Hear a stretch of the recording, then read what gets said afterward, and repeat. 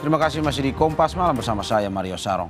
Saudara, 55 merek otomotif memamerkan produk terbaru mereka dalam gelaran Gaikindo Indonesia International Auto Show GIAS 2024 di AISBSD Tangerang, Banten.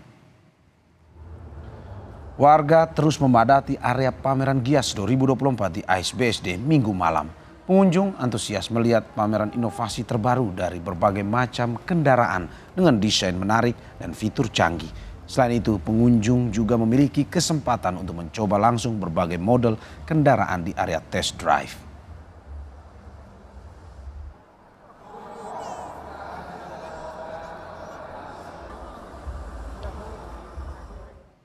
Pegelaran otomotif terbesar di Indonesia kembali digelar. Gaikindo Indonesia International Auto Show atau GIAS 2024 semakin lengkap. Tidak hanya mobil peruntukan dalam kota saja, tapi juga angkutan publik berbasis tenaga listrik juga saling adu teknologi, khususnya pada transformasi kendaraan ramah lingkungan. Berikut ini liputan jurnalis Kompas TV, Fedriska Ananda dan juru kamera Junaidi dari GIAS 2024 di AISBSD Tangerang.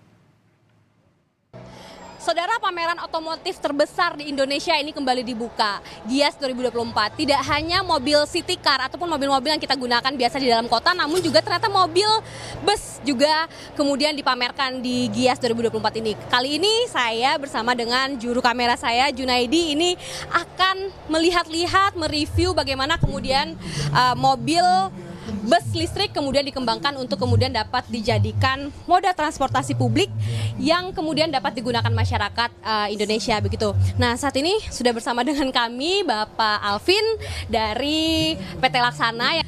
Sebetulnya apa sih Mas perbandingan spesifikasi dan kemudian perbandingan dari segi hemat ataupun ekonomis dari mobil konvensional ke mobil listrik, Mas? Silakan, Mas.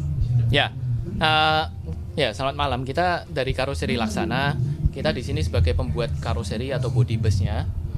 Tentunya bus yang kita buat untuk bus konvensional dengan bus listrik ini cukup banyak perbedaan. Dari segi material, dari segi penggunaan bahan sangat berbeda sekali. Karena untuk bus listrik ini memang selalu tantangannya adalah gimana kita membuat bus yang lebih ringan supaya jarak tempuhnya bisa semaksimal mungkin. Tadi kan kita juga sempat berbincang di belakang kamera bahwa bus yang saat ini kita duduki ini adalah semacam prototipe yang IKN akan gunakan. Kan kemarin kita juga sempat mendengar bahwa IKN akan menjadi kota ramah lingkungan menggunakan mobil listrik. Nah, kalau misalkan kerjasama dengan pemerintah sendiri saat ini, apakah sudah ada semacam sounding ataupun juga semacam penawaran-penawaran kerjasama seperti apa, Mas? Ya, itu termasuk salah satu yang kita dengar juga ya. Kita tentunya juga berkolaborasi dengan partner kita merek Hyundai ini. Kita juga mendengar bahwa IKN ini kan memang dikonsep untuk menjadi kota yang sangat ramah lingkungan. Jadi seluruh kendaraannya harus berbasis listrik.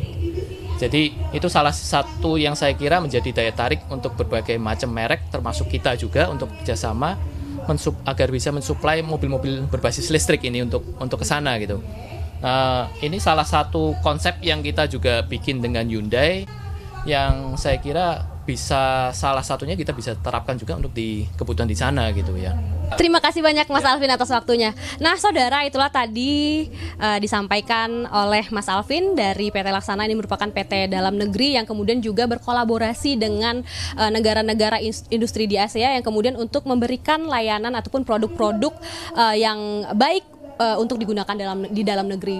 Saat ini tidak hanya mobil-mobil city car ataupun mobil yang digunakan di dalam kota saja yang kemudian bertransformasi menjadi mobil dengan energi baru terbarukan, namun juga kemudian moda transportasi publik seperti mobil listrik juga sudah mulai digalakan dengan inovasi-inovasi baru. Jika Anda pengen ataupun ingin melihat seperti apa kemudian teknologi yang digunakan, Anda bisa datang ke GIAS di AISBSD dari tanggal 18 hingga tanggal 28 Juli 2024. Fedriska Ananda, Junaidi Visesius, Kompas TV.